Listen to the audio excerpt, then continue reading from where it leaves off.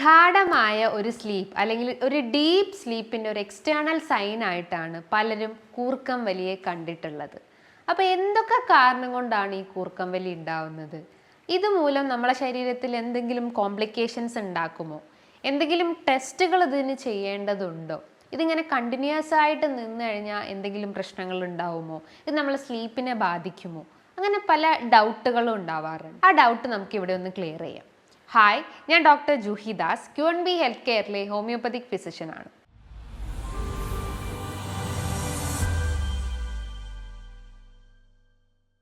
കൂർക്കം വലി അഥവാ സ്നോറിങ് എന്ന് പറയുന്നത് ഇന്ന് എല്ലാവരിലും തന്നെ കോമൺ ആയിട്ടുള്ള ഒന്നാണ്. അതായത് പുരുഷന്മാരിലാണ് ഏറ്റവും കൂടുതൽ വർദ്ധിച്ചു വരുന്നത്.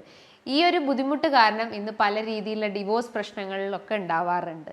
അപ്പോൾ എന്തുകൊണ്ടാണ് ഈ കൂർക്കം വലി ഉണ്ടാവുന്നത്, അല്ലെങ്കിൽ സ്നോറിങ്ങിൻ്റെ കാരണങ്ങൾ എന്തൊക്കെയാണ്? മെയിനായിട്ട് അവരെ അപ്പർ റെസ്പിറേറ്ററി ട്രാക്റ്റിൽ ഉണ്ടാകുന്ന എന്തെങ്കിലും ഒരു പ്രശ്നമാവാം. അപ്പർ റെസ്പിറേറ്ററി ട്രാക്ട് എന്ന് പറയുമ്പം നമ്മൾ ഈ കഴുത്തിൻ്റെ മേലിലോട്ടായിട്ടുള്ള, അതായത് ത്രോട്ട് ആവാം, നമ്മുടെ വായ്ക്കകത്ത് എന്തെങ്കിലും പ്രശ്നങ്ങൾ ഉണ്ടാവാം, അല്ലെങ്കിൽ നോസ് ആവാം, ഐസ് ആവാം, അതേപോലെ ഹെഡിൽ എന്തെങ്കിലും ഇഷ്യൂസ്, അങ്ങനെ എന്തെങ്കിലും അപ്പർ റെസ്പിറേറ്ററി ഇൻഫെക്ഷൻസിൽ എന്തെങ്കിലും പ്രശ്നങ്ങൾ ഉണ്ടാവുകയാണെങ്കിൽ നമുക്ക് സ്നോറിങ് ഉണ്ടാവാം. എസ്പെഷ്യലി കുട്ടികളിലായാലും മുതിർന്നവരിലായാലും നേസൽ പോളിപ്പ്, അതായത് മൂക്കിൽ ദശ വളരുന്ന പ്രശ്നങ്ങൾ ഉണ്ടാവുക, അതായത് ഇൻഫ്ലമേഷൻ ഓഫ് നേസൽ മ്യൂക്കസ് ലൈനിങ്ങിനെയാണ് നമ്മൾ നേസൽ പോളിപ്പ് എന്ന് പറയുന്നത്.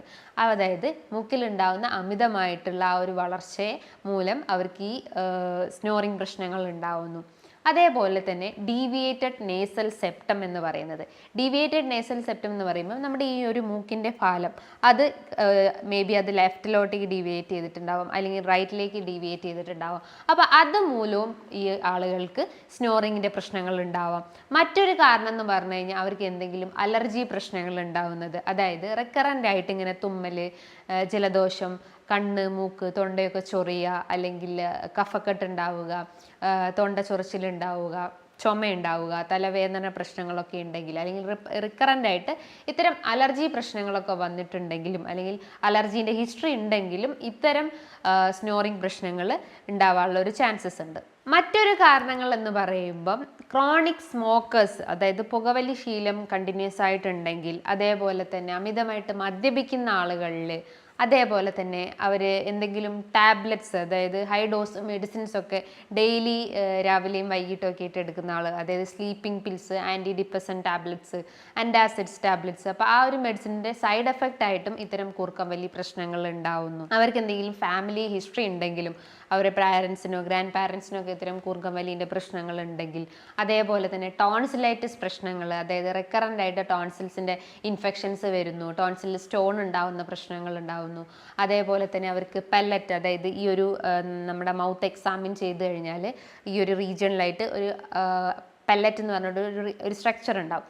അത് ഭയങ്കര ലാർജായിട്ട് അല്ലെങ്കിൽ വലുതായിട്ടുള്ള ആളുകൾക്ക്, അതേപോലെ തന്നെ റെക്കറൻ്റ് ആയിട്ട് ഇങ്ങനെ അലർജി പ്രശ്നങ്ങൾ, അല്ലെങ്കിൽ റെക്കറൻ്റ് ആയിട്ട് ഇൻഫെക്ഷൻസ് ഒക്കെ വരുന്ന ആളുകളിലും ഇത്തരം കൂർക്കം വലി പ്രശ്നങ്ങൾ വളരെ കോമൺലി കണ്ടുവന്നിട്ടുണ്ട്. നമ്മളൊരു സ്ലീപ്പ് പീരീഡിലായിരിക്കുമ്പോൾ, അല്ലെങ്കിൽ നമ്മൾ ഉറങ്ങി കിടക്കുമ്പോൾ നമ്മുടെ ശരീരത്തിലുള്ള എല്ലാ മസിൽസും ഭയങ്കര റിലാക്സ്ഡ് ആയിരിക്കും, അതായത് അതിൻ്റെ ആക്ടിവിറ്റി വളരെ റെഡ്യൂസ്ഡ് ആണ്. അപ്പം ആ ഒരു റിലാക്സ്ഡ് മൂഡ് ആയതുകൊണ്ട് തന്നെ, അല്ലെങ്കിൽ എസ്പെഷ്യലി ത്രോട്ട് റീജിയനിൽ ഉണ്ടാവുന്ന ആ ഒരു മസിൽസും റിലാക്സ്ഡ് ആയിരിക്കും. അപ്പോൾ ആ ഒരു എയർവേ, അല്ലെങ്കിൽ എയർ ആ ഒരു എയർ പാസേജിലൂടെ, അല്ലെങ്കിൽ എയർ കനാലിലൂടെ പാസ് ചെയ്ത് പോകുമ്പോൾ, ജസ്റ്റ് ഒന്ന് ഇമാജിൻ ചെയ്യുക, രണ്ട് എയർ ഇതിലൂടെ എയർ പാസേജിലൂടെ ഇതിലൂടെ എയർ പാസ് ചെയ്ത് പോകുമ്പോൾ ആ ഒരു ഭിത്തികൾ തമ്മിൽ ജസ്റ്റ് ഒരു കോണ്ടാക്ട് വരും, അല്ലെങ്കിൽ ഒരു ടച്ച് ഉണ്ടാവും. അപ്പോൾ അതുമൂലം, അല്ലെങ്കിൽ അതിലുണ്ടാവുന്ന ഒരു വൈബ്രേഷനാണ് ഈ സ്നോറിങ് എന്ന് പറയുന്നത്. സ്നോറിങ് എന്ന് പറയുമ്പോൾ മൈൽഡ് ആയിട്ടുള്ളത് ഉണ്ടാവും, മോഡറേറ്റ് ആയിട്ടുള്ളതും ഉണ്ടാവും. പക്ഷെ നമ്മൾ ശ്രദ്ധിക്കേണ്ട ഒരു കാര്യം എന്ന് പറഞ്ഞു കഴിഞ്ഞാൽ, ഈ കൂർക്കം വലിയോടൊപ്പം തന്നെ അവർ പെട്ടെന്ന് എഴുന്നേറ്റ്, അല്ലെങ്കിൽ ഉറക്കത്തിൻ്റെ ആ ഒരു സ്ലീപ്പ് നഷ്ടപ്പെട്ടിട്ട് പെട്ടെന്ന് എഴുന്നേറ്റിരുന്നിട്ട് അവർ ശ്വാസം തിങ്ങുന്നു, അല്ലെങ്കിൽ ശ്വാസം എടുക്കാൻ ബുദ്ധിമുട്ടുണ്ടാവുന്നു. ഒരു 10 സെക്കൻഡ് കൂടുതൽ ഇങ്ങനെ ഒരു പ്രശ്നങ്ങൾ ഉണ്ടാവുകയാണെങ്കിൽ അതിനെ കുറച്ചുകൂടി സീരിയസ് ആയിട്ട് നമ്മൾ കാണണം. അതിനെയാണ് ഒബ്സ്ട്രക്റ്റീവ് സ്ലീപ്പ് അപ്നിയ എന്ന് പറയുന്നത്. അതായത് നമ്മളെ ത്രോട്ട് മസിൽസ്, അല്ലെങ്കിൽ ത്രോട്ട് റീജിയനിലൊക്കെ കൂടുതലായിട്ടും ഫാറ്റ് ഡിപ്പോസിഷൻസ് ഉണ്ടെങ്കിൽ, അല്ലെങ്കിൽ അമിത വണ്ണമുള്ള ആളുകളിലൊക്കെ ഇത്തരം സിംറ്റംസ്, അല്ലെങ്കിൽ ഇത്തരം കണ്ടീഷൻസ് വന്നിട്ടുണ്ട്. അതിൻ്റെ ഒരു റീസൺ എന്ന് പറയുമ്പോൾ ഈ ഫാറ്റ് ഡിപ്പോസിഷൻ കാരണം നമ്മളെ എയർവേസ് എല്ലാം കഴിവതും ബ്ലോക്ക് ആയിരിക്കും. അപ്പോൾ കൃത്യമായിട്ട് കൃത്യമായിട്ട് നമുക്ക് ആ ഒരു സ്ലീപ്പ് പാറ്റേൺ മെയിൻറ്റെയിൻ ചെയ്യാൻ പറ്റുന്നില്ല, അല്ലെങ്കിൽ ആ ഒരു എയർ പാസേജ് കറക്റ്റായിട്ട് അതിലൂടെ ഫ്ലോ ചെയ്യാത്തൊരവസ്ഥ വരുന്നു, അല്ലെങ്കിൽ എയർ കൃത്യമായിട്ട് ആ ഒരു കനാലിലൂടെ പാസ് ചെയ്ത് പോകാത്തൊരവസ്ഥ വരുമ്പോഴാണ് ഈ ഒരു ഒബ്സ്ട്രക്റ്റീവ് സ്ലീപ്പ് അപ്നിയ എന്ന് പറഞ്ഞിട്ടുള്ള കണ്ടീഷൻസ് ഡെവലപ്പ് ചെയ്യുന്നത്. കോമൺലി ഇത് കണ്ടുവന്നിട്ടുള്ളത് പുരുഷന്മാരിലാണ്. അതിൻ്റെ റീസൺസ് എന്ന് പറയുമ്പോൾ മേ ബി അവർ ക്രോണിക് സ്മോക്കേഴ്സ് ആയിരിക്കാം, അല്ലെങ്കിൽ ക്രോണിക് ആൽക്കഹോൾ യൂസ് ചെയ്യുന്ന ആളുകളായിരിക്കാം, അല്ലെങ്കിൽ മറ്റെന്തെങ്കിലും അഡിക്ഷൻസ് ഉള്ള ആളുകളായതുകൊണ്ട് തന്നെ അത് പുരുഷന്മാരിലാണ് ഏറ്റവും കൂടുതൽ കണ്ടുവന്നിട്ടുള്ളത്. ഇതുമൂലം പല ഫാമിലി ഇഷ്യൂസും അങ്ങനെ ഡിവോഴ്സിൻ്റെ പ്രശ്നങ്ങളൊക്കെ വളരെ കോമൺ ആയിട്ട് കണ്ടുവന്നിട്ടുള്ള ഒരു ഒന്നാണ്. അപ്പം നമ്മൾ എന്ത് ബുദ്ധിമുട്ടായാലും അല്ലെങ്കിൽ ഇത്തരം സ്നോറിങ്ങിൻ്റെ പ്രശ്നം ഉണ്ടെങ്കിൽ നിങ്ങൾ അതൊരു നിസാരമായി കാണരുത്. അതുമൂലം നമുക്ക് പല കോംപ്ലിക്കേഷൻസിലേക്കും ലീഡ് ചെയ്യാനുള്ളൊരു ചാൻസസ് ഉണ്ട്. അപ്പം സ്നോറിങ്ങിന് ജസ്റ്റ് ഒരു കൂർക്കം വലി എന്നുള്ള ആ ഒരു ഇത് മാത്രമല്ല, അതിൻ്റെ ലക്ഷണങ്ങൾ പല രീതിയിലാണ് ഓരോ ആളുകളിലും കാണപ്പെടുന്നത്. ചില ആളുകൾക്ക് മൗത്ത് ബ്രീത്തിങ് ഉണ്ടാവാം, അതായത് വായിൽ കൂടെ ബ്രീത്ത് ചെയ്യുന്ന പ്രശ്നങ്ങൾ ഉണ്ടാവുന്നു. ഉറക്കം ഡിസ്റ്റർബ് ആയിട്ടുണ്ടെങ്കിൽ അവർക്ക് തലവേദന പ്രശ്നങ്ങൾ ഉണ്ടാവുന്നു. രാവിലെ എഴുന്നേറ്റ് വരുമ്പോൾ തന്നെ അവർക്കൊരു വീക്ക്നെസ് പ്രശ്നങ്ങൾ ഉണ്ടാവുന്നു. തലയ്ക്കൊരു ഭാരം ഫീൽ ചെയ്യുന്നു. വായൊക്കെ ഭയങ്കര ഡ്രൈ ആയിട്ടിരിക്കുന്നു. ഒരു മെറ്റാലിക് ടേസ്റ്റ് ഉണ്ടാവുന്നു. ഒരു ഡ്രൈ കഫ്, കുത്തി ചുമയ്ക്കുന്ന ഒരു പ്രശ്നങ്ങൾ ഉണ്ടാവുന്നു. അതുപോലെ നോസിനൊക്കെ ഭയങ്കര ഒരു സെൻസിറ്റീവ് ഫീലിംഗ് ഉണ്ടാവുന്നു. ഒരു മൂക്കടഞ്ഞൊരവസ്ഥ വരുന്നു. ഒരു നോയ്സി ബ്രീത്തിങ് ഉണ്ടാവുന്നു. അല്ലെങ്കിൽ ഭയങ്കരമായിട്ടൊരു ക്ഷീണം ഫീൽ ചെയ്യുന്നുണ്ടെങ്കിൽ ഇത്തരം സിംറ്റംസ് ആണ് മെയിൻലി സ്നോറിങ്ങിൻ്റെ കേസസിൽ നമുക്ക് എക്സ്റ്റേണലി പറയാൻ പറ്റുന്നത്. പക്ഷെ പല ആളുകളും ചിന്തിക്കാത്തൊരു കാര്യമാണ് ഇത്രയും സിംറ്റംസ് ഉണ്ടാവുമോ, അപ്പോൾ ഇതാണോ ഈ സ്നോറിങ്ങിൻ്റെ ലക്ഷണങ്ങളെന്ന് പല ആളുകൾക്കും ഡൗട്ടാണ്. പക്ഷെ സ്നോറിങ് എന്ന് പറയുമ്പോൾ ഒറ്റ ടേമിൽ നമുക്ക് പറയാൻ പറ്റുന്നതല്ല. അതിൻ്റെ സിംറ്റംസിൽ വരുന്നതാണ് ഈ നോയ്സി ബ്രീത്തിങ്, അതേപോലെ തന്നെ ഡ്രൈ കഫ്, അതേപോലെ ഡ്രൈ മൗത്ത്, വീക്ക്നെസ്, ഹെഡ് ഏക്കിൻ്റെ പ്രശ്നങ്ങളൊക്കെ ഉണ്ടാകുന്നത്. അപ്പോൾ ഈ ഒരു ഗ്രൂപ്പ് ഓഫ് സിംറ്റംസിനെയാണ് നമ്മൾ ആ ഒരു സ്നോറിങ്ങിൻ്റെ കാറ്റഗറിയിൽ വരുന്നത്. നമുക്കൊരു സ്ലീപ്പ് ഡിസ്റ്റർബ്ഡ് ആയിട്ടുണ്ടെങ്കിൽ ത്രൂ ഔട്ട് ആ ഒരു ഡേ അല്ലെങ്കിൽ നൈറ്റ് ആ ഒരു വീക്ക്നെസ് അനുഭവപ്പെടാം. അപ്പം പല ടെസ്റ്റുകളും ഈ ഒരു സ്നോറിങ്ങിൻ്റെ കേസസിൽ അവൈലബിൾ ആണ്. നമുക്ക് മെയിൻലി ഒരു CT സ്കാൻ എടുക്കാം, അല്ലെങ്കിൽ ഒരു MRI സ്കാൻ എടുക്കാം. അതായത് നമ്മളെ ഹെഡിൻ്റെ 2 സ്കാനിങ് എടുത്തു കഴിഞ്ഞാൽ നമുക്ക് എന്തെങ്കിലും എക്സ്ട്രാ ഗ്രോത്ത് ആണോ, അല്ലെങ്കിൽ ഡീവിയേഷൻസ് ഉണ്ടോ, അല്ലെങ്കിൽ എന്തെങ്കിലും ഇൻഫെക്ഷൻസ് ഉണ്ടോ എന്ന് അറിയാൻ പറ്റും.